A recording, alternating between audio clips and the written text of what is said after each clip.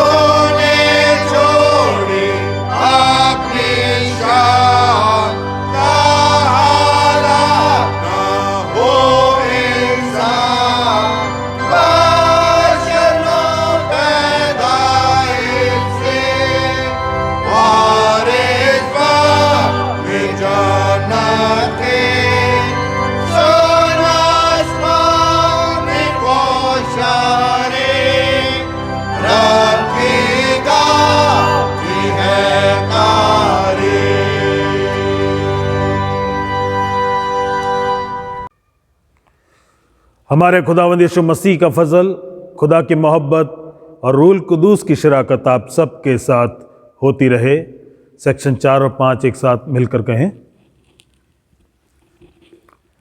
ऐ तमाम कुदरत के खुदा, तेरे आगे सबके दिल का हाल खुला है। तुझे सब की मुरादें मालूम हैं और तुझसे कोई भेद छिपा नहीं। अपने पाक रूह के असर से हमारे दिल के ख्यालों को पाक कर, ताकि हम तुझसे कामिल मोहब्बत रखें और लायक तौर पर तेरे पाक नाम की बढ़ाई करें, हमारे खुदावंद मसीह के वसीले से। आमीन। आलम बाला पर खुदा का जलाल और ज़मीन पर उसके लोगों में सुलह। खुदावंद खुदा आसमानी बादशाह, तमाम कुदरत के खुदा बाप, हम तेरी परस्तिश करते, तेरा शुक्र करते और तेरे जलाल के लिए तेरी हमद करते हैं। ऐ खुदावंद यीशु मसीह, बाप के इकलौते बेटे, ऐ खुदावंद खुदा, खुदा के बर्रे, तू जहान का गुनाह उठा ले जाता है, हम पर रहम कर। तू बाप के दाहिने बैठा है, हमारी दुआ कबूल कर, क्योंकि ऐ यीशु मसीह, तू ही कुद्दूस है, तू ही खुदावंद है, तू ही पाक रूह के साथ खुदा बाप के जलाल में आला है। आमीन। हम आज की खास दुआ में जाएंगे। ऐ कादिर मुतलक खुदा, तूने अपना इकलौता बेटा हमको बख्श दिया कि वो हमारी ज़ात इख्तियार करे और गोया इस वक्त एक पाक दामन कुंवारी से पैदा हो। ये बख्श कि हम जो नया जन्म पाकर फजल से तेरे लिए पालक फर्जंद बने हैं, रोज़ बरोज़ तेरे रूल कुदूस की कुदरत से नए बनते जाएं। उसी हमारे खुदावंद यीशु मसीह के वसीले से, जो तेरे और उसी रूह के साथ हमेशा वाहिद खुदा अब्दुल आबाद जीता और सल्तनत करता रहेगा। आमीन। खुदा के कलाम से अब सबक हमारे लिए पढ़े जाएंगे। अब हम पढ़ेंगे पुराने नियम से मीका की पुस्तक, उसका 5वां बाब, उसकी 2 आयत से 4 आयत तक। We will read from the book of Micah, chapter 5, verses 2 to 4. हे बेतलहम एप्राता, यदि तू ऐसा छोटा है कि यहूदा के हजारों में गिना नहीं जाता, तो भी तुझ में से मेरे लिए एक पुरुष निकलेगा जो इस्राएलियों में प्रभुता करने वाला होगा, और उसका निकलना प्राचीन काल से वरन अनादि काल से होता आया है। इस कारण यहोवा उनको उस समय तक त्यागे रहेगा जब तक जच्चा उत्पन्न ना करे। तब इस्राएलियों के पास उसके बचे हुए भाई लौटकर उनसे मिल जाएंगे, और वह खड़ा होकर यहोवा की दी हुई शक्ति से और अपने परमेश्वर यहोवा के नाम के प्रताप से उनकी चरवाही करेगा। वे सुरक्षित रहेंगे, क्योंकि अब वह पृथ्वी की छोर तक महान ठहरेगा। यह परमेश्वर का वचन है। परमेश्वर का धन्यवाद हो। खुदावंद की सिताइश में गाएंगे एक और गीत, गीत नंबर 49, हिम नंबर 49।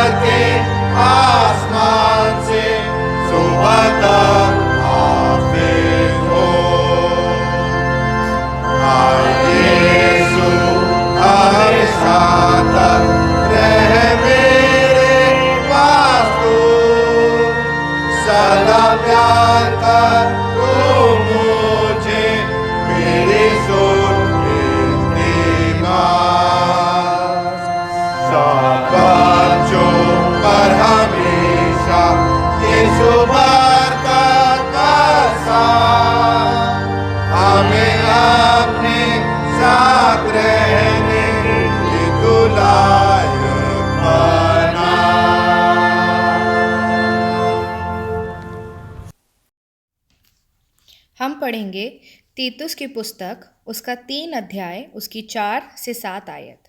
तीतुस 3, 4 से 7। पर जब हमारे उद्धारकर्ता परमेश्वर की कृपा और मनुष्य पर उसका प्रेम प्रकट हुआ, तो उसने हमारा उद्धार किया, और ये धर्म के कामों के कारण नहीं जो हमने आप किए, पर अपनी दया के अनुसार नए जन्म के स्नान और पवित्र आत्मा के हमें नया बनाने के द्वारा हुआ, जिसे उसने हमारे उद्धारकर्ता यीशु मसीह के द्वारा हम पर अधिकाई से उंडेला, जिससे हम उसके अनुग्रह से धर्मी ठहरकर अनंत जीवन की आशा के अनुसार वारिस बने। ये खुदावंद का वचन है। खुदा का शुक्र हो। इंजील के पढ़े जाने से पहले हम गाएंगे गीत नंबर 53, हिम नंबर 53।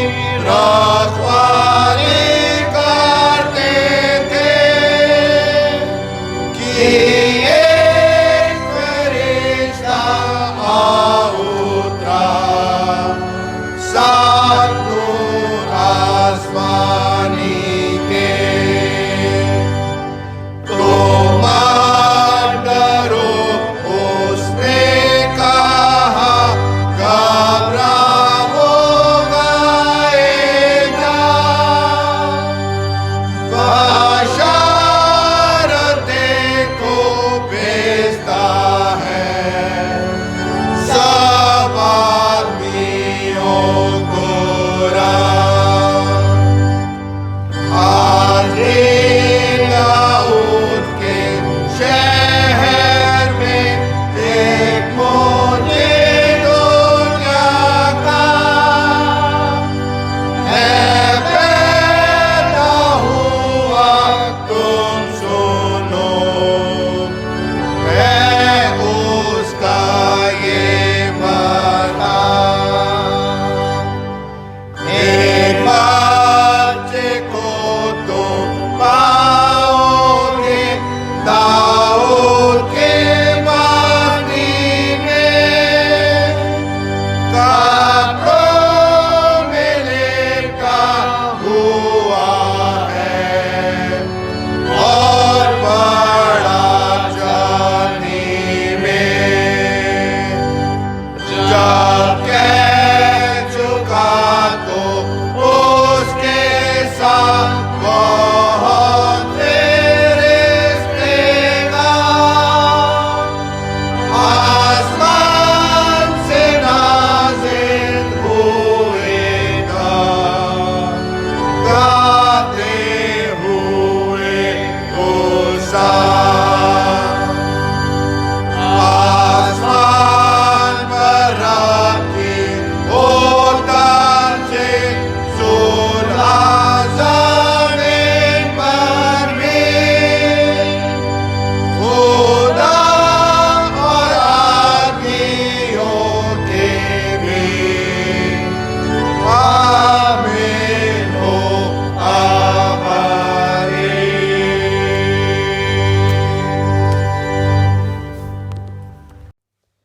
इंजील का सबक लिया गया है मुकद्दस लूका की इंजील, उसका दूसरा बाब और उसकी 8 से 16 आयत तक।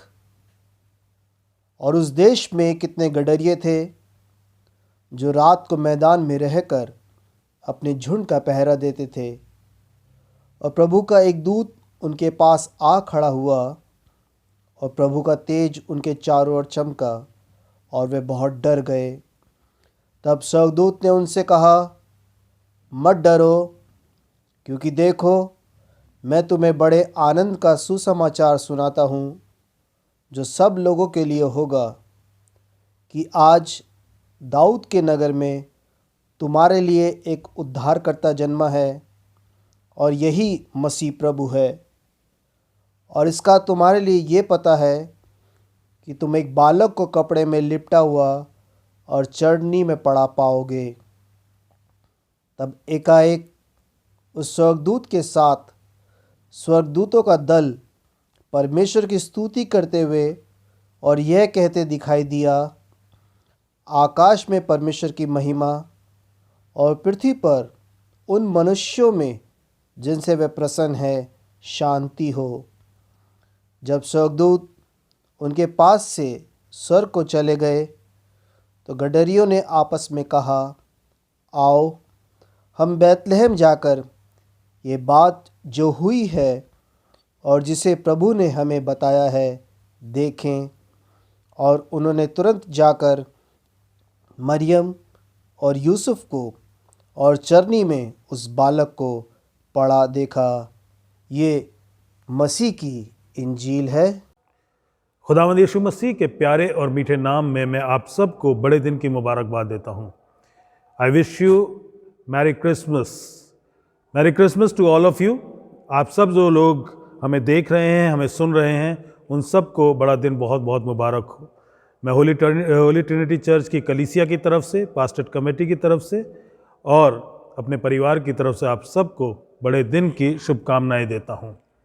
हम चाहते थे कि हम गिरजाघर में इबादत कर सकें, लेकिन कुछ परिस्थितियां ऐसी बनी कि हमें इन सर्विसेज को भी ऑनलाइन कंटिन्यू करना पड़ेगा।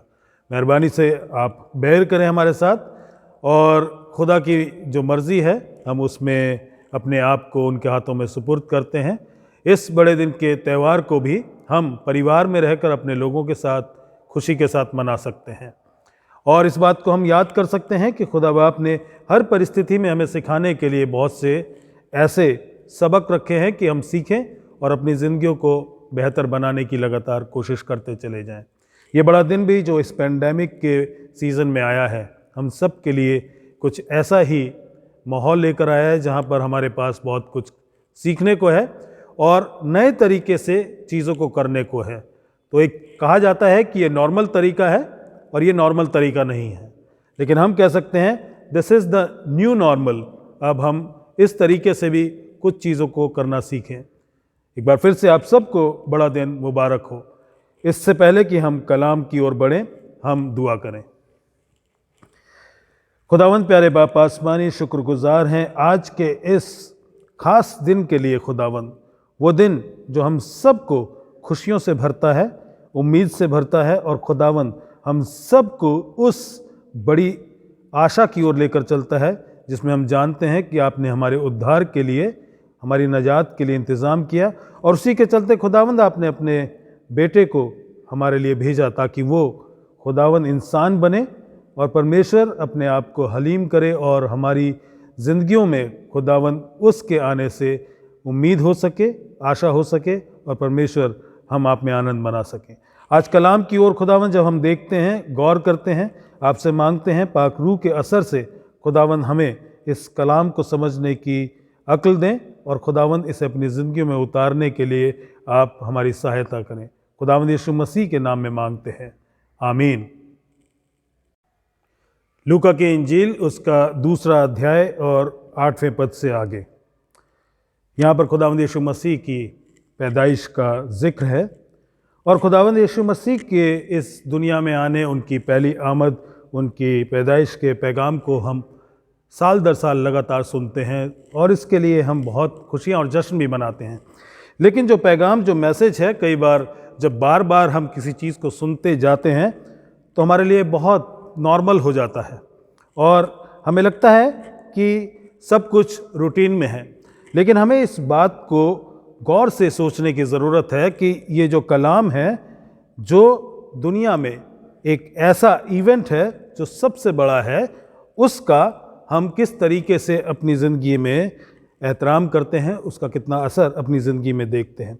क्योंकि अगर सिर्फ शब्दों को देखें तो यहाँ पर 11वें पद में लिखा है कि आज दाऊद के नगर में तुम्हारे लिए एक उद्धारकर्ता जन्मा है। ये पैगाम एक फरिश्ता चरवाहों को दे रहा है, गडरियों को दे रहा है।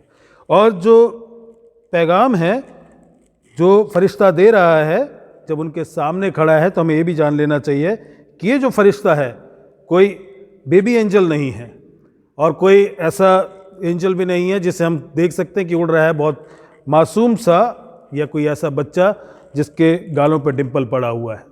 लेकिन जब बात की जाती है एंजल्स की, पुराने नियम से लेकर नए नियम तक, हम जानते हैं कि जब भी फरिश्ता कहीं पर आया, लोग उसे देखकर डर गए, उन्होंने खौफ खाया, क्योंकि ये कोई छोटा बच्चा नहीं, 8 या 10 या उससे भी बड़े फीट का, उससे भी बड़े आकार का एक ऐसा वॉरियर है जो आता है और ऐलान करता है और उसकी मौजूदगी अपने आसपास के लोगों को डरा देती है, हैरान कर देती है।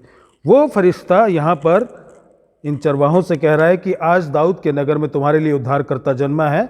और आगे के जो शब्द हैं बड़े खास हैं और यही मसीह प्रभु है। This is Christ the Lord. और यहाँ पे जो शब्द प्रभु के लिए इस्तेमाल किया गया, लॉर्ड के लिए इस्तेमाल किया गया, ग्रीक भाषा में वो शब्द है कुरियोस। और यही वो शब्द है, अगर उसे सेप्टुअजिंट में देखें, ग्रीक ट्रांसलेशन जो पुराने नियम का है, वहाँ पर जो शब्द इस्तेमाल किया गया है यहोवा। अगर अब इसको देखें कि यहाँ पर वो फरिश्ता क्या कह रहा है, और यही मसीह प्रभु है, he is Christ the Lord यहोवा। और उसके बाद वो कहता है, और इसका तुम्हारे लिए ये पता है कि तुम एक बालक को कपड़े में लिपटा हुआ चरनी में पाओगे, एक बालक को पाओगे। हम इसे पढ़ते हैं और आगे निकल जाते हैं, लेकिन इसके 16वें पद में हम जाकर देखते हैं, वो कहता है, और उन्होंने तुरंत जाकर मरियम और यूसुफ को और चरनी में उस बालक को पड़े देखा।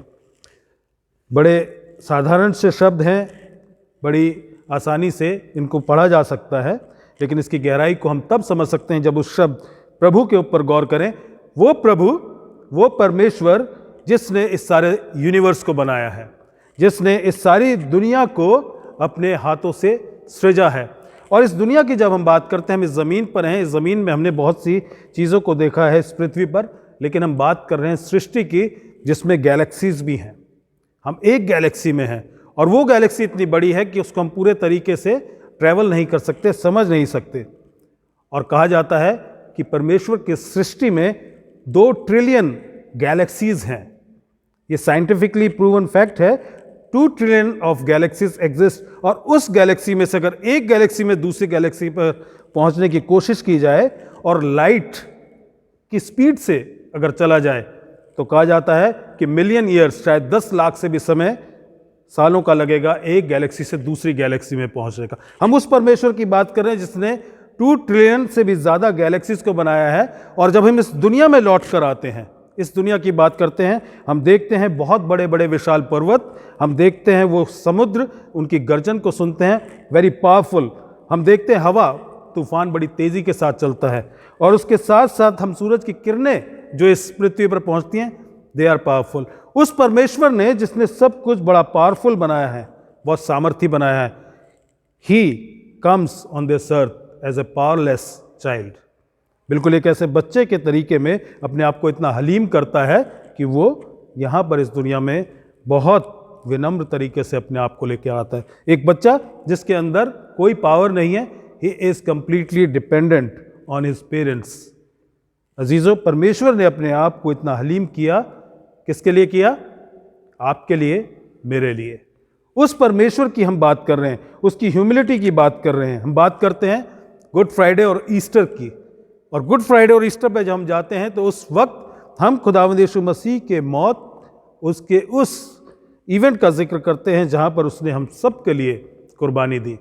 और उस इवेंट में भी अगर हम देखें, वो इवेंट जहाँ पर खुदावंद ने अपने आप को दिया, उनको मारा गया, पीटा गया, कोड़ों से मारा गया, उनकी खाल को उधेड़ दिया गया, यहाँ तक कि उनके मांस को उधेड़ दिया गया, उनके जिस्म को तोड़ा और कुचला गया। और उसके बाद सर पर कांटों का ताज लगाकर उनको क्रूस पर चढ़ाया गया।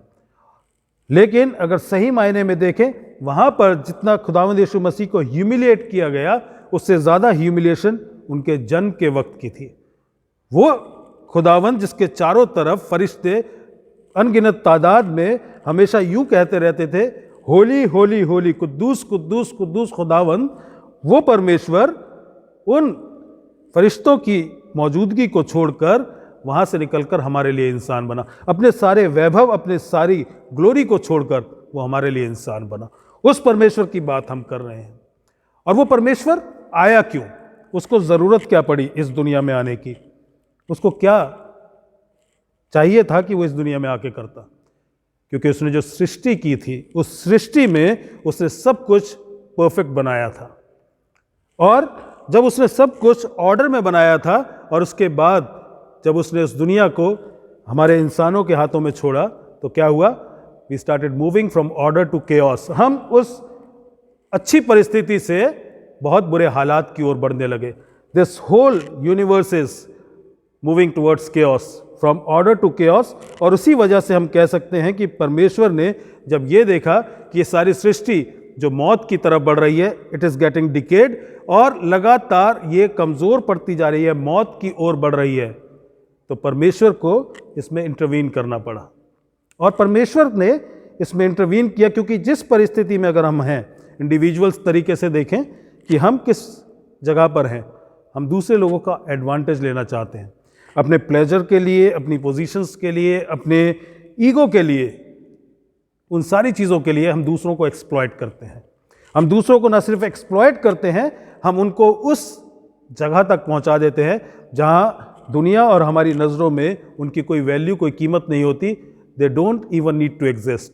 हम मौत को इतना आसान समझते हैं दूसरों के लिए, और यही सिलसिला है जो लगातार चलता जा रहा है। और उसी के चलते अगर हम दुनिया को देखें बड़े लेवल पर, Wars, world war 2, world war 1, और उसके साथ साथ एथनिक क्लेंसिंग की बात करें, पूरे के पूरे किसी एथनिसिटी के लोगों को हटा दिया जाता है, उन्हें मार दिया जाता है। हम लगातार बुरे तरीके से उस चीज़ को जिसमें खुदावन चाहते थे कि इस दुनिया में सब कुछ परफेक्ट हो, हम लगातार उसमें मौत और मौत को इंट्रोड्यूस कर रहे हैं। But God wanted to introduce life. जब भी वो आए, जब भी कलाम में हम देखते हैं कि उन्होंने इंटरवीन किया, उन्होंने एक्ट किया, ही इंट्रोड्यूस्ड लाइफ। उसने ज़िंदगी को इंट्रोड्यूस किया और उसने लगातार ज़िंदगी को हमारे लिए देने के वो सारे रास्ते बनाए जिससे we can continue in life. हम पुराने नियम के समय से देख सकते हैं। इससे पहले कि हम मैसेज को समझें, हमें इसके पूरे फ्लो को समझना होगा कि परमेश्वर इस बड़े दिन के लिए जो हमें खुशी देते हैं उसका फ्लो क्या है, वो किस तरीके से निकल कर आता है। आदम और हव्वा के समय में खुदावंद यीशु मसीह परमेश्वर यहोवा ने ट्रिनिटी में होकर आदम और हव्वा को बनाया सारी सृष्टि के साथ। He gave life. उसने उस जिंदगी को बनाया और उससे ये कहा कि तुम्हें उन दोनों से कि तुम्हें इस अदन के गार्डन में रहना है और उस गार्डन को तुमने बड़े प्यार के साथ, बड़ी देखरेख के साथ सजाना है, संवारना है, उसका ख्याल रखना है। And you can enjoy all the benefits. तुम इसके सारे फायदे उठा सकते हो। और उसने ये सब कुछ किस लिए किया? Because God is love. इससे पहले और कुछ एग्जिस्ट करता था। ट्रिनिटी में द लव ऑलवेज एग्जिस्टेड। प्रेम का, मोहब्बत का वजूद शुरू से है और इसीलिए परमेश्वर ने उसी मोहब्बत में होकर, उसी प्रेम में होकर इस सारी सृष्टि की रचना की। उस जगह पर उन दोनों आदम और हव्वा को रखा कि उसी प्रेम में होकर उस वाटिका को, उस बाग को वो टेक केयर करे। और जब वो कर रहे थे तो परमेश्वर ने एक और चीज़ सी कि मैं तुमसे मोहब्बत करता हूं, तुम भी मुझसे मोहब्बत करो। इसलिए ये ज़रूरी है कि तुम्हारे पास प्रेम करने का चुनाव हो। You should have the choice to love. और अगर चॉइस है प्रेम करने की तो तुम्हारे पास एक और चीज़ होनी चाहिए, चॉइस नॉट टू लव। क्योंकि अगर चॉइस नहीं है then we are like robots. हम सिर्फ रोबोट्स हैं और कठपुतलियों की तरह काम कर रहे हैं। इसीलिए परमेश्वर ने वो काम किया, उन्हें चॉइस दी। सब कुछ तुम्हारा है, सब कुछ तुम्हारे अधिकार में है, सब कुछ तुम एंजॉय कर सकते हो, सिर्फ एक उस पेड़ पर से तुम्हें फल नहीं खाना है। और इंसान ने क्या किया? जैसा कि इंसान की फितरत है, उस सारी चीज़ों को छोड़कर एक उस हुक्म को नहीं माना और उसे तोड़ दिया। और कलाम में लिखा है, the day you eat from that tree dying you will die. तुम मर जाओगे। और हम देखते हैं कि ऐसा क्या था कि एक फल को खाने के लिए डेथ पेनल्टी बड़ा ज़्यादा लगता है, क्योंकि एक फल के खाने से क्या हो जाता है, उसके साथ डेथ पेनल्टी क्यों आनी चाहिए। लेकिन अगर इस बात को हम जानें और समझें कि वहाँ पर क्या था, परमेश्वर की उपस्थिति, परमेश्वर की मौजूदगी उनके साथ थी। और जो मौजूदगी और जो उपस्थिति उनके साथ थी वो उस परमेश्वर की थी जो ज़िंदगी देने वाला था और ज़िंदगी को सस्टेन करने वाला था। वो उसकी मौजूदगी में बने रहते, they would have survived forever. वो हमेशा के लिए जिंदा रहते। और जब परमेश्वर ने उनसे कहा कि तुम्हें सब करने का अधिकार है, सिर्फ एक काम नहीं करना, उन्होंने क्या किया? They said we don't need you. They rejected the giver of life. जिंदगी देने वाले को रिजेक्ट कर दिया, तेरी ज़रूरत हमें नहीं है। और इसलिए उसकी उपस्थिति से अपने आप को अलग कर लिया। The moment you are remove from the presence of God, you are spiritually dead, और आप फिजिकल डेथ की ओर भी बढ़ रहे हैं। और इस चीज़ में हमें यह देखना है कि उन्होंने उसे रिजेक्ट किया, परमेश्वर को, और परमेश्वर ने उस रिजेक्शन में भी उन्हें अदन की वाटिका से तो निकाला, लेकिन फिर भी मोहब्बत करते हुए ताकि उनकी ज़िंदगी को सस्टेन कर सके, उसने एक जानवर को बलि चढ़ाया और उसका लहू बहाया गया ताकि उनको कपड़े पहनाए जा सके। परमेश्वर ने उस मोहब्बत में अभी भी ज़िंदगी को इंट्रोड्यूस करने का काम नहीं छोड़ा। He continued to introduce life even in that verdict of death sentence. वहाँ से निकलकर हम देखते हैं, आगे बढ़ते हैं कि लोग लगातार गुनाह में बढ़ते चले गए। भाई भाई को मारता है, नफरत बढ़ रही है, गुस्सा बढ़ रहा है, ईगोज बढ़ रही हैं, लस्ट बढ़ रही है।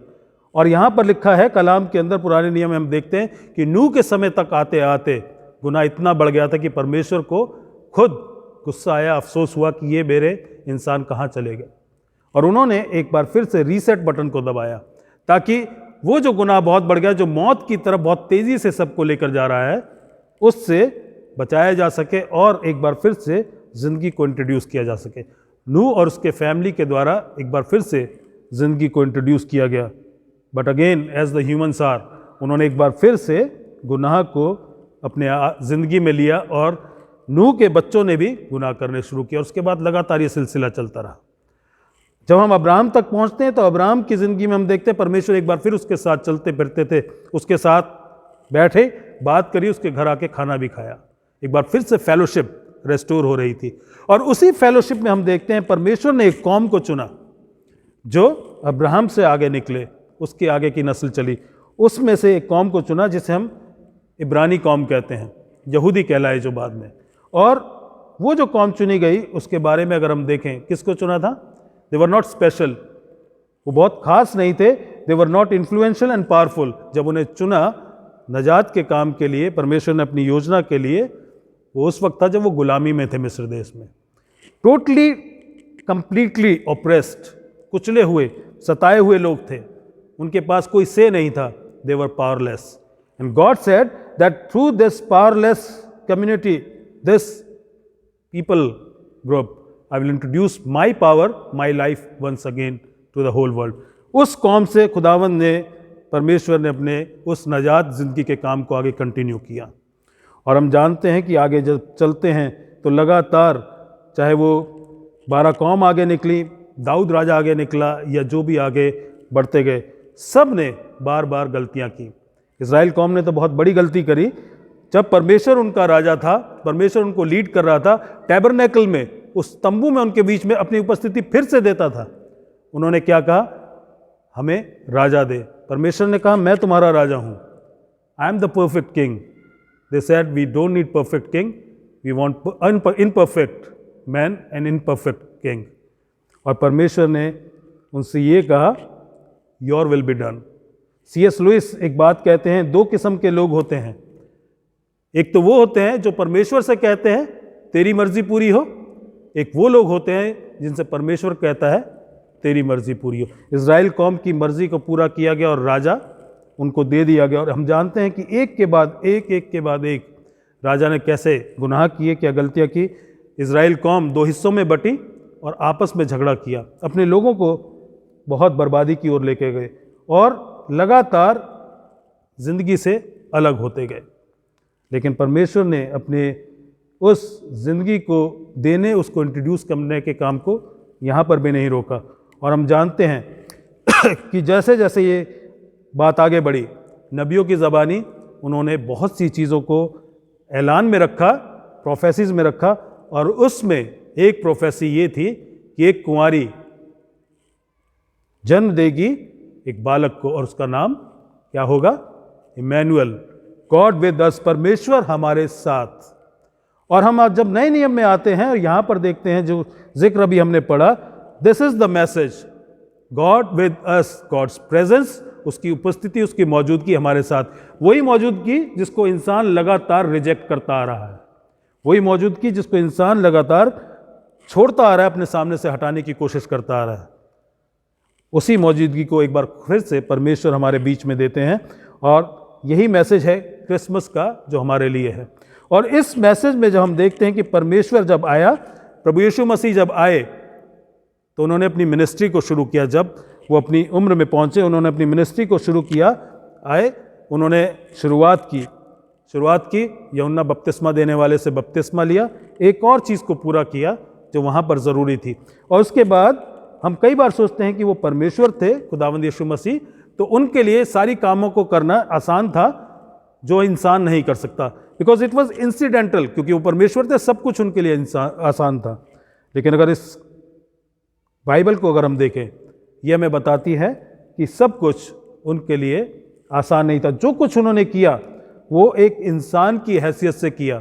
यकीनन वो परमेश्वर थे, लेकिन जो कुछ उन्होंने किया उस अवस्था में किया जो इंसान की थी। फिलिपियों 2 उसके 6 पद को जो हम देखते हैं तो यहाँ पर उसके हलीम होने की और उसके इंसान होने का जिक्र आता है।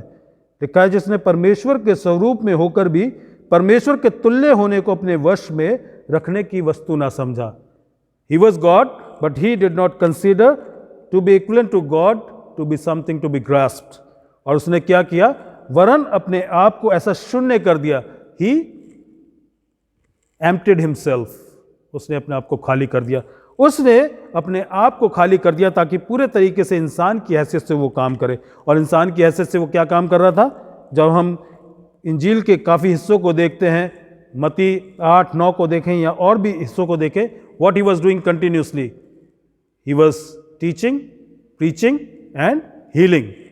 और जो हम देखते हैं लगातार वो ये काम कर रहा है, उसमें क्या है, जहाँ पर वो मिनिस्ट्री कर रहे थे, खुदावंद यीशु मसीह जहाँ पर अपने कामों को कर रहे थे, एक चीज़ उन्होंने भी नोटिस करी, चारों तरफ मौत का माहौल है. People are dying. वो अपने गुनाहों में मर रहे हैं, अपनी जिस्मानी परेशानियों में, बीमारियों में मर रहे हैं. और खुदावंद ने वहाँ पर जब इस चीज़ को देखा, इस चीज़ को नोटिस किया, तो उन्होंने अपनी मिनिस्ट्री में इस काम को शुरू किया. ना सिर्फ टीचिंग और प्रीचिंग किया, ही कंटिन्यूड विद हीलिंग. उसने जिंदगी को, लाइफ को लगातार वहाँ पर इंट्रोड्यूस किया. Because now God was present with us in a way that we can relate to him. और परमेश्वर प्रभु यीशु मसीह ने इस काम को कंटिन्यू किया. और यहाँ पर एक और चीज़ जो खास हमारे सामने है कि उन्होंने जब इस मिनिस्ट्री को किया, अपनी सेवा को किया, अपनी खिदमत को किया, तो उस परिस्थिति में पहुँचे, उस स्टेज पर पहुँचे जहाँ पर वो दुआ करते हैं. देखते हैं कि बड़ी बड़ी भीड़ है, बहुत ज़्यादा भीड़ है, यहाँ तक कि वो कहीं पहुँच भी नहीं पाते. उन्हें किश्ती पे खड़ा होकर अपने कलाम को लोगों के साथ बांटना पड़ता था, क्योंकि लोगों की भीड़ इतनी ज़्यादा थी. पहाड़ पे खड़े होके तो वो एक दुआ करते हैं, खुदावन बहुत ज़्यादा लोग हैं, उनका दिल कंपैशन, तरस से भरता है. खुदावन परमेश्वर पिता, बहुत ज़्यादा लोग हैं, there is need for more Jesus. और भी ज़्यादा ज़रूरत है, there is need of more of me. मुझसे ज़्यादा और काम करने के लिए मेरा और ज़्यादा बढ़ना ज़रूरी है. और उन्होंने क्या किया, हम देखते हैं कि जहाँ पर वो कहते हैं लूका की इंजील उसके 9वें अध्याय के आखिरी हिस्से में कि वो चेलों को बताते हैं कि फसल बहुत है, काटने वाले कम हैं, हमें और मजदूरों की ज़रूरत है. उसके बाद इमीडिएटली 10वें पद में 12 चेलों को चुनते हैं. क्या कर रहे थे खुदावंद यीशु मसीह? वो कह रहे थे कि जो काम मैं कर रहा हूँ उसके लिए ज़रूरी है और लोग भी काम करें. और खुदावंद यीशु मसीह ने उन्हें सिखाया, भेजा, और उन्होंने क्या किया? Teaching, preaching and healing. उन्होंने भी यही काम किए जो खुदावंद यीशु मसीह कर रहे थे. खुदावंद यीशु मसीह ने अल्टीमेटली क्या किया था? He made more copies of himself.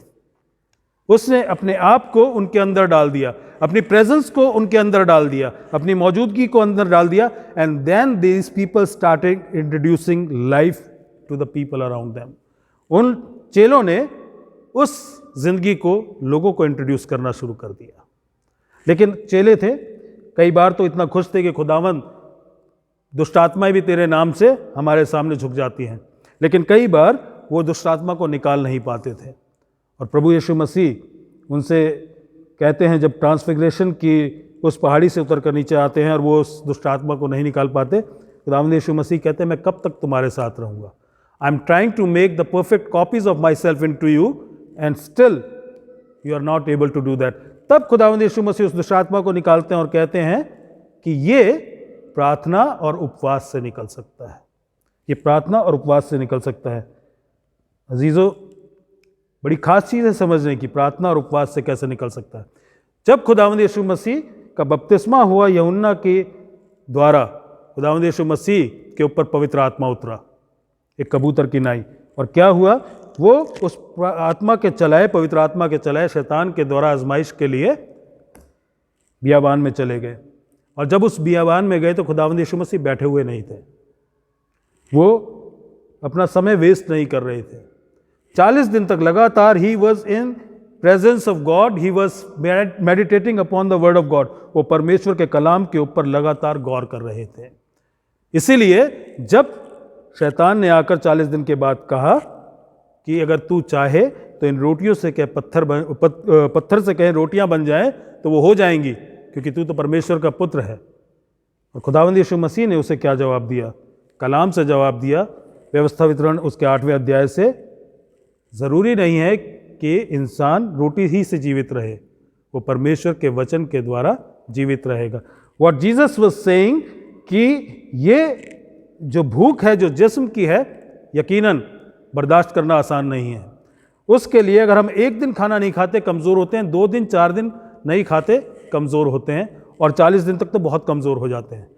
लेकिन उससे ज़्यादा ज़रूरी है कि हम स्पिरिचुअल तरीके से भी भोजन लेते रहें। अगर 1 या 2 या 4 दिन या 40 दिन तक हम नहीं खाते हैं तो शारीरिक तौर से बड़े कमज़ोर हो जाते हैं। लेकिन अगर हम कलाम को 1 या 2 40 दिन या 40 साल तक नहीं पढ़ते हैं तो कितने कमज़ोर हो जाएंगे। और इसीलिए हम कमज़ोर पड़ जाते हैं क्योंकि हम कलाम को नज़रअंदाज करते हैं। और जब कलाम हमारी ज़िंदगी में नहीं होता, the presence of God is missing from our lifes. हमारी ज़िंदगियों में परमेश्वर की मौजूदगी पूरे तरीके से हट जाती है। इसलिए अजीज़ों, बहुत ज़रूरी है कि हम खुदा के कलाम को पढ़ें, क्योंकि ये चेले जब खुदावंद यीशु मसीह ने उन्हें ग्रेट कमीशन दिया, उनसे कहा जाओ क्या करो, जाकर चेले बनाओ। ये खुद चेले थे और खुदावंद यीशु मसीह कह रहे हैं जाकर चेले बनाओ। खुदावंद यीशु मसीह कह रहे हैं now you are no more only disciples, I have copied myself into you, now you copy me into others. अपने आप के जरिए दूसरे लोगों में मुझे कॉपी करते चले जाओ। Every believer is representing Jesus, this is the message of Christmas. वो जो जिंदगी इंट्रोड्यूस करने आया उसने इसलिए इंट्रोड्यूस की कि हम सब खुदावंद यीशु मसीह की उस जिंदगी को लें, अपने तक ना रखें, लोगों तक इंट्रोड्यूस करें। क्योंकि जो कलाम में है, जो खुदा के मौजूदगी में, उसकी उपस्थिति में लगातार बने हुए हैं, वो बड़े बड़े काम करते हैं। क्योंकि जब देखते हैं ये जो चेले जब मिनिस्ट्री के लिए आगे बढ़े खुदावंद यीशु मसीह के पुनरुत्थान के बाद, बुक ऑफ एक्ट्स प्रेरितों के काम में हम देखते हैं पौलुस, उसका रुमाल वो भी चंगाई देता था। अब हम नहीं जानते कि इसमें किस तरीके से होता था, बट पौलुस के अंदर खुदा की प्रेजेंस, खुदा की मौजूदगी इतनी ज़्यादा थी, कलाम का काम इतना ज़्यादा था कि जो कुछ वो छूता था उसमें खुदा की मौजूदगी दिखाई देती थी, उसमें खुदा का काम दिखाई देता था। पतरस की परछाई लोगों को चंगाई देती थी, because he was imbued with the presence of God, उसमें भी खुदा की उपस्थिति थी। और खुदावंद यीशु मसीह जब इस दुनिया में थे, उन्होंने भी जिंदगी को लोगों को इंट्रोड्यूस किया। वो औरत जो 12 साल से लहू बहने की समस्या में थी, जब उसने खुदावंद यीशु मसीह को छुआ, खुदावंद यीशु मसीह ने क्या कहा, मुझ में से सामर्थ निकली है। चेले कहने लगे, पतरस कहने लगे, भीड़ तुझ पर गिर रही है। खुदावंद यीशु मसीह ने कहा, मुझसे सामर्थ निकली है। The life has flowed out from me, मुझसे जिंदगी निकली है जो किसी इंसान तक पहुंची है। एक कोढ़ी जब खुदावंद यीशु मसीह के पास आता है, वो कहता है यदि तू चाहता है तो तू मुझे चंगा कर। खुदावंद यीशु मसीह उस कोढ़ी को चंगा करते हैं। कोढ़ी जिसको कोई अपने आसपास पसंद नहीं करता, उसे समाज से बाहर रहना है, उसे बिल्कुल आउटकास्ट कर दिया गया है, अनटचेबल है, क्योंकि छूत की बीमारी है। और उसका समाज में आना उसके लिए, अपने आप के लिए मौत का उस सेंटेंस को बुलाना है जिससे वो बचना चाहता है। ना उसके अपने अजीज़, ना उसके अपने घर के रिश्तेदार, कोई उसके नज़दीक नहीं आना चाहता, और टेम्पल वर्शिप में भी वो पार्टिसिपेट नहीं कर सकता। खुदावंद यीशु मसीह उसे ना सिर्फ चंगाई देते हैं, वो उसे एक और काम करते हैं, उसको छूते हैं। यहाँ पर खुदावंद यीशु मसीह ने जब उसे छुआ तो उसकी मौत, उसकी बीमारी खुदावंद यीशु मसीह में नहीं आई, खुदावंद यीशु मसीह की दी हुई जिंदगी उसके जिस्म में पहुंची। उस औरत ने जब खुदावंद यीशु मसीह को छुआ, खुदावंद यीशु मसीह के अंदर उसकी नापाकीज़गी या उसकी अशुद्धता नहीं पहुंची, खुदावंद यीशु मसीह की प्योरिटी और उस खुदावंद यीशु मसीह की ज़िंदगी उस औरत के ज़िंदगी में पहुंची। अजीज़ों, अगर मैं और आप खुदावंद यीशु मसीह के चेले या उनके विश्वासी होने का इकरार करते हैं, ऐलान करते हैं, और इस बड़े दिन को बड़े जोश के साथ मनाते हैं, तो हमें इस बात का ध्यान रखना है, he came into this world to introduce life. और अगर मेरे पास उसने अपने इस एनकाउंटर को दिया है, I should be introducing life to others. मुझे दूसरे लोगों की ज़िंदगी में खुदावंद यीशु मसीह की दी हुई ज़िंदगी, उस अनंत ज़िंदगी का पैगाम और एक्सपीरियंस देना है जो मुझे मिला है। अदरवाइज हम पढ़ेंगे कि आज दाऊद के नगर में तुम्हारे लिए उद्धारकर्ता जन्मा, और वो यही प्रभु है, और इसका तुम्हारे लिए ये पता है कि तुम बालक को कपड़े में लिपटा हुआ पाओगे। हम खुशियाँ मना लेंगे, सेलिब्रेशंस कर लेंगे, फेस्टिविटीज़ को एंजॉय कर लेंगे और सब चला जाएगा। And throughout the year will not introduce life to anyone. लेकिन अगर हम समझ जाते हैं कि परमेश्वर इसलिए आए कि अपनी मौजूदगी का एहसास और उस ज़िंदगी का एहसास वो हमें दें, ताकि उसी मौजूदगी और उसी ज़िंदगी का एहसास हम अपनी ज़िंदगी में लेकर चलें और दूसरों तक पहुंचाएं। क्योंकि अगर कलाम हमारी ज़िंदगी में है, हम इस पर लगातार गौर कर रहे हैं, पढ़ रहे हैं, और परमेश्वर की मौजूदगी इसके ज़रिए हमारी ज़िंदगी में लगातार है, और पाक रूह जब हमें इस्तेमाल करता है जहाँ भी लेके जाएगा, परमेश्वर पवित्र आत्मा के द्वारा ज़िंदगी हमसे होकर दूसरे लोगों तक पहुँच पाएगी। This is the message of Christmas. ये खुदावंद यीशु मसीह के पैदा होने की खुशी मनाने का सबसे बड़ा कारण है।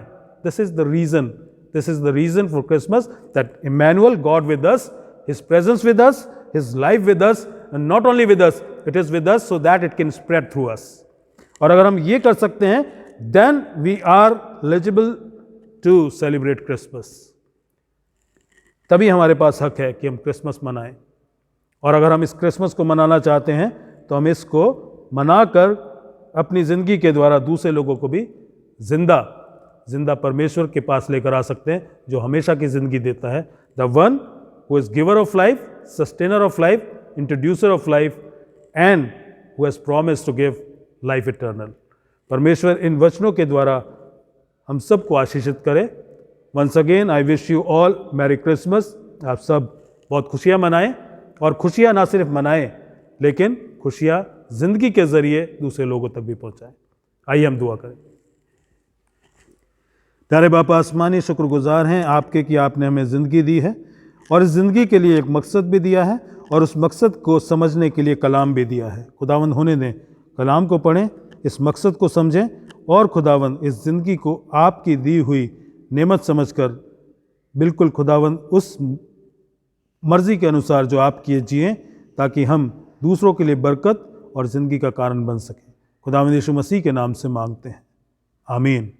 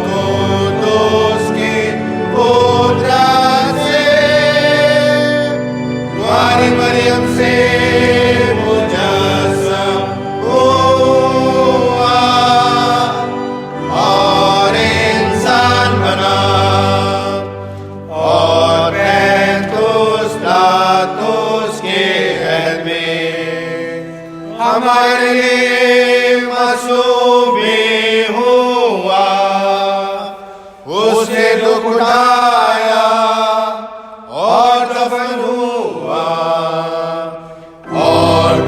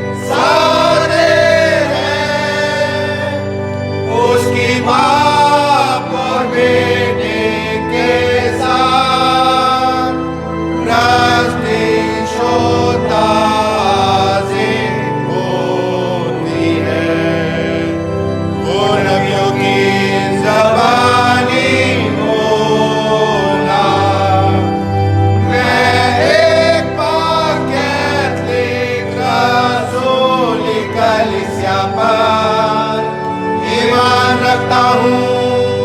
मैं एक बपतिस्मे का जो गुनाहों की माफी के लिए है इकरार करता हूँ और मुर्दों की कयामत और अनंत जहान का इंतजार करता हूँ। आमीन।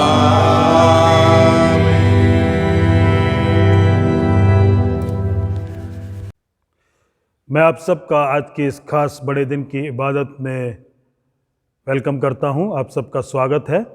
परमेश्वर ने एक बार फिर से हमें मौका दिया कि हम इस बड़े दिन की खुशी को भी मना सकें। हम शुक्रगुजार हैं कि खुदावंद ने ये ज़रिया हम सबको दिया है कि हम हर परिस्थिति में उसकी इबादत कर सकते हैं, और ये एक ख़ास इबादत है और हम सब तक पहुंच सके, घरों तक पहुंच सके, इसके लिए भी खुदावंद के शुक्रगुजार हैं। हम चाहते थे कि ऑनलाइन सर्विस कंटिन्यू रहे। वो हमने जो अनाउंसमेंट की थी ये उसी तरीके से कंटिन्यू करने का प्लान है, लेकिन हमने चर्च में भी सर्विसेज को शुरू कर दिया था। हम चर्च में भी बड़े दिन की वॉच नाइट सर्विस और 25 तारीख की जो बड़े दिन की इबादत है उसको भी पूरे तरीके से प्लान कर चुके थे, और सारा अरेंजमेंट भी लगभग प्लानिंग में आ चुका था और कुछ हद तक इम्प्लीमेंट भी हो गया था।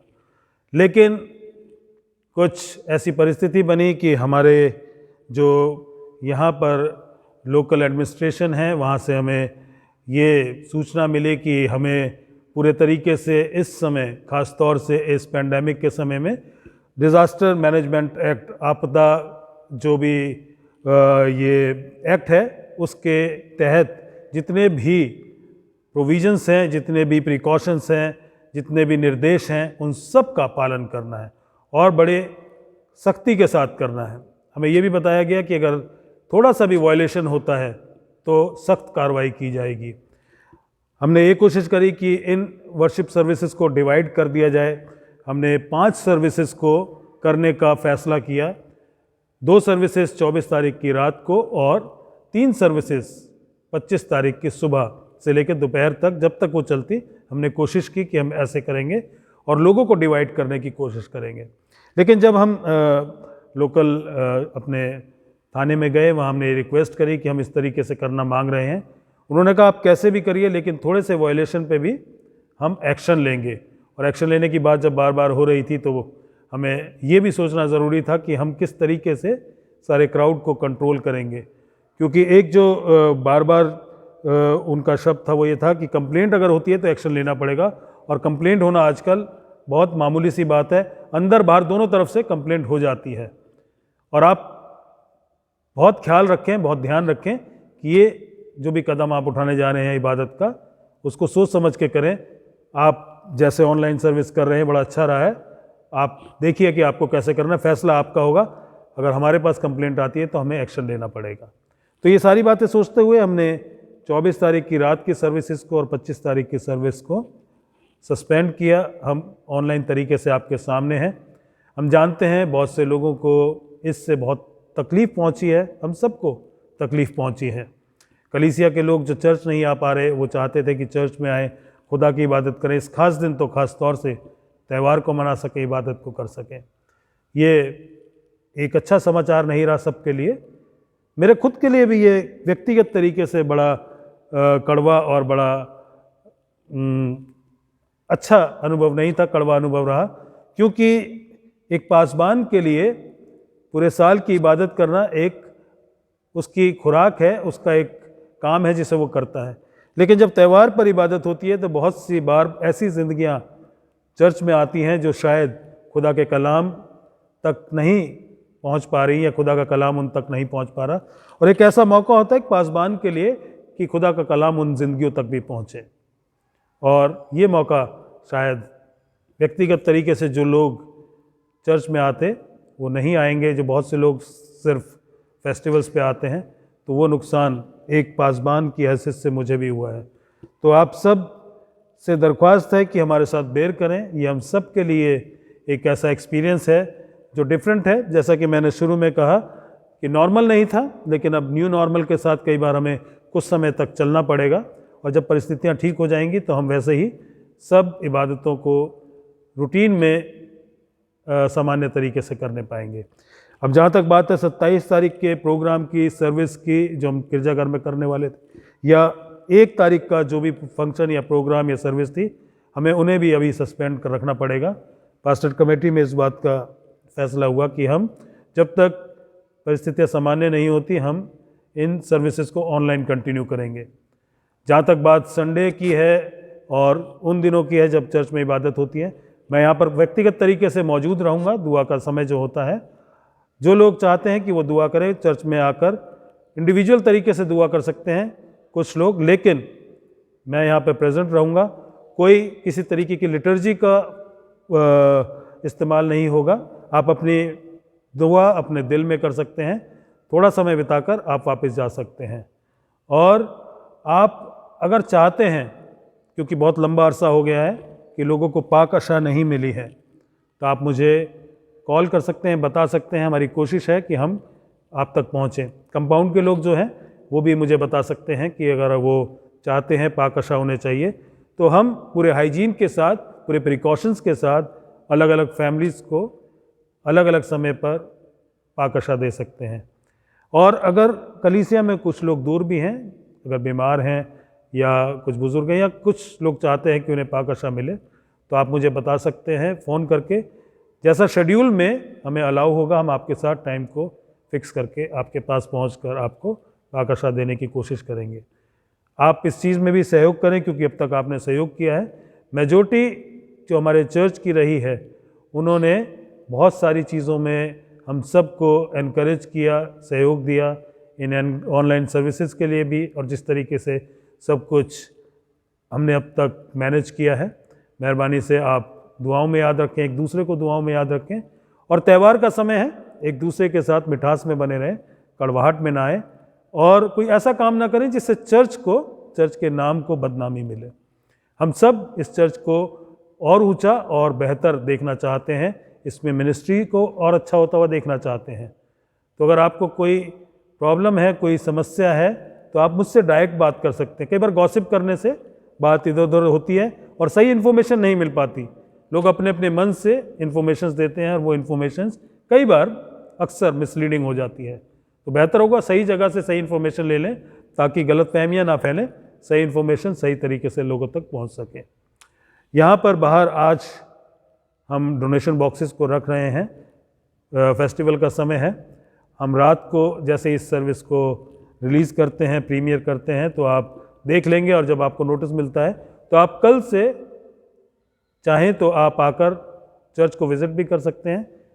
पूरा प्रिकॉशन हम लेंगे कि आप लोग पूरी हाइजीन के साथ आएँ, लेकिन इबादत चर्च में नहीं होगी। आप विज़िट करके चर्च में अपनी दुआ करके वापस जा सकते हैं। मेहरबानी से इस बात का ध्यान रखें। और उसके साथ साथ उन डोनेशन बॉक्सेस में आप अपना हदिया, अपना चंदा और अपने जो भी दान देना चाहते हैं, भेंटें देना चाहते हैं, वो दे सकते हैं। हम जानते हैं कि ये थोड़ा मुश्किल दौर है, मुश्किल वक्त है, इसलिए एक बार फिर से आपसे अनुरोध है कि सहयोग दें, ताकि हम नए साल में जब पहुँचें और सर्विसेज जब दोबारा शुरू हो, तो हम खुदा की इन बख्शीशों को पूरे तरीके से आनंद के साथ अपनी ज़िंदगी में लेने वाले हो सकें। आप सबको एक बार फिर से बड़े दिन की मुबारकबाद देना चाहता हूँ, नए साल की मुबारकबाद देना चाहता हूँ, और जैसे जैसे सर्विसेज आगे बढ़ेंगी आपको इत्तला मिलती रहेगी। जय मसीह। आइए हम सब इंसानों के लिए दुआ करें और अपनी दुआओं को खुदावंद यीशु मसीह की दानी सिफारिश के साथ पेश करें। आए आसमानी बाप, हम तुझसे दुआ करते हैं कि सारे जहान में इंसाफ और सुलह कायम हो और हर इंसान बहुतायत से ज़िंदगी पाए। आए रहीम खुदावन, हमारी दुआ सुन। उन सब के लिए जो इस शहर में बसते हैं, और उन तमाम बातों को दूर करने के लिए भी जो एक दूसरे में फूट और झगड़े पैदा करती हैं, ताकि हमारे मुल्क में सच्ची एकता और मेल मिलाप की तरक्की हो। आए रहीम खुदावन, हमारी दुआ सुन। उन सब के लिए जो खेती बाड़ी उद्योग धंधे या व्यापार में लगे हुए हैं, सब मज़दूरों और कारीगरों के लिए और उन सारे लोगों के लिए भी जो हमारी ज़रूरतों को पूरा करते हैं। आए रहीम खुदावन, हमारी दुआ सुन। तमाम उस्तादों, पढ़ने वालों, साइंसदानों, लेखकों, हुनरमंदों और उन सब के लिए भी जो दूसरे लोगों के दिलो दिमाग पर असर डालते हैं। आए रहीम खुदावन, हमारी दुआ सुन। उन सब के लिए जो दुख या तकलीफ़ उठा रहे हैं, बेरोज़गार हैं, गरीब और भूखे हैं, मोहताज या कुचले हुए हैं, जो बीमार या मरने के करीब है। ख़ास तौर से हम प्रार्थना करते हैं कोरोना वायरस के लिए कि खुदावन इस बीमारी को जल्द से जल्द ख़त्म करे और सब स्वस्थ हो जाएं और खुदावन को धन्यवाद देने वाले हो सकें। और उन सब के लिए भी जो उनकी मदद करते हैं। आए रहीम खुदावन, हमारी दुआ सुन। उन सब के लिए जिन्हें इस मुल्क और दूसरे मुल्कों में इख्तियार दिया गया है, खासकर हमारे राष्ट्रपति रामनाथ कोविंद, प्रधानमंत्री नरेंद्र मोदी, इस सूबा के गवर्नर अनिल बैजल और मुख्यमंत्री अरविंद केजरीवाल, चीफ जस्टिस शरद बोबडे और उन सब के लिए भी जो किसी भी तरह का इख्तियार रखते हैं। आए रहीम खुदावन, हमारी दुआ सुन। सब मसीही लोगों की एकता और मेल मिलाप के लिए और दुनिया में उनके मुनासिब तौर से गवाही देने और खिदमत करने के लिए। आए रहीम खुदावन, हमारी दुआ सुन। इस मुल्क में तेरी तमाम कलीसिया के लिए, उसकी कौंसिलों और रहनुमाओं के लिए, खासकर हमारे मॉडरेटर पीसी सिंह, दक्षिण भारत की कलीसिया के मॉडरेटर ए धर्मराज और मार्थोमा कलीसिया के मेट्रोपॉलिटन हमारे बिशप वारिस मसीह और तेरी कलीसिया के तमाम दीगर खादिमों के लिए, ख़ास तौर से हमारे पासवान रेवरेंड जेकब जेम्स और डीकन जोएल लाजर के लिए कि वे अपनी खिदमत को वफादारी से बजा लाएं। आए रहीम खुदावन, हमारी दुआ सुन।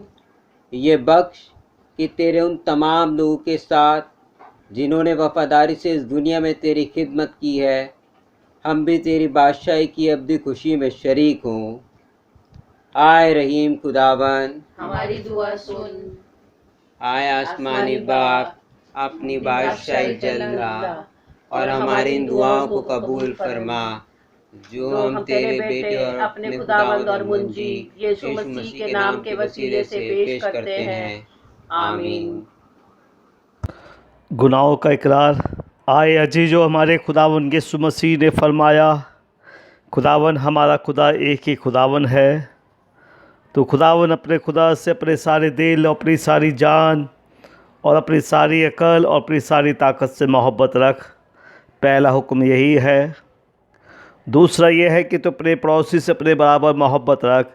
इनसे बड़ा और कोई हुक्म नहीं। खुदा ने दुनिया से ऐसी मोहब्बत रखी कि उसने अपना इकलौता बेटा यीशु मसीह बख्श दिया कि हमें गुनाहों से बचाए, आसमान में हमारे लिए सिफारिश करे और हमें हमेशा की ज़िंदगी को पहुँचाए।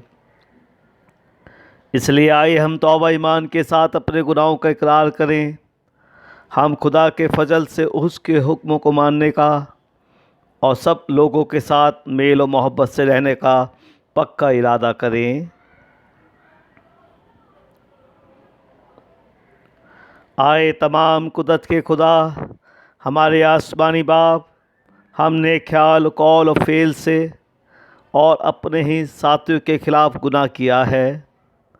हमने अपनी नादानी और कमज़ोरी के बाइस और जानबूझकर भी बुराई की है और भलाई करने में नाकामयाब रहे हैं।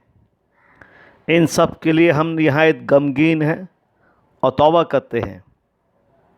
तेरे बेटे यीशु मसीह ने हमारे लिए अपनी जान कुर्बान की है। उसी की खातिर हमसे जो कुछ हुआ है माफ़ फरमा और ये बख्श कि हम आगे को नई ज़िंदगी में तेरी खिदमत बजलाएँ, ताकि तेरे पाक नाम का जलाल जाहिर हो। आमीन।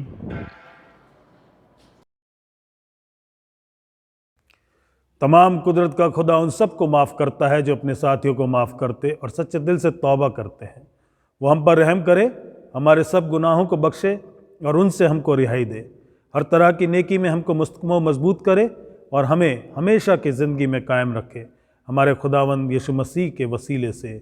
आमीन। ये वक्त होगा कि हम खुदा के इत्मीनान को एक दूसरे के साथ बांटेंगे। मेहरबानी से आप जहाँ कहीं भी हैं, एक दूसरे के साथ परमेश्वर की शांति को बांटें। हम मिलकर मसीह का बदन हैं। हम सब ने एक ही रूह के वसीले एक बदन होने के लिए बपतिस्मा लिया, पर हम उन बातों के तालिब रहें जिनसे मेल मिलाप और बाहमी तरक्की हो। खुदावंद का इत्मीनान हमेशा आपके साथ हो। हम दुआए रब्बानी एक साथ करेंगे।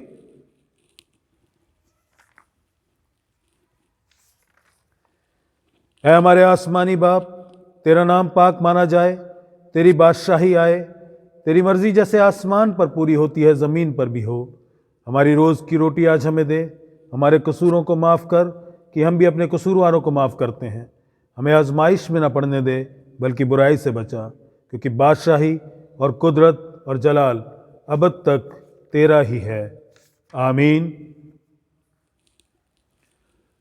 खुदा का इत्मीनान जो समझ से बिल्कुल बाहर है, तुम्हारे दिलों और ख़यालों को खुदा और उसके बेटे हमारे खुदावंद यीशु मसीह की पहचान और मोहब्बत में महफूज रखे, और खुदा कादिर मुतलक बाप, बेटे और रूह कुदूस की बरकत तुम पर हो और तुम्हारे साथ हमेशा रहे।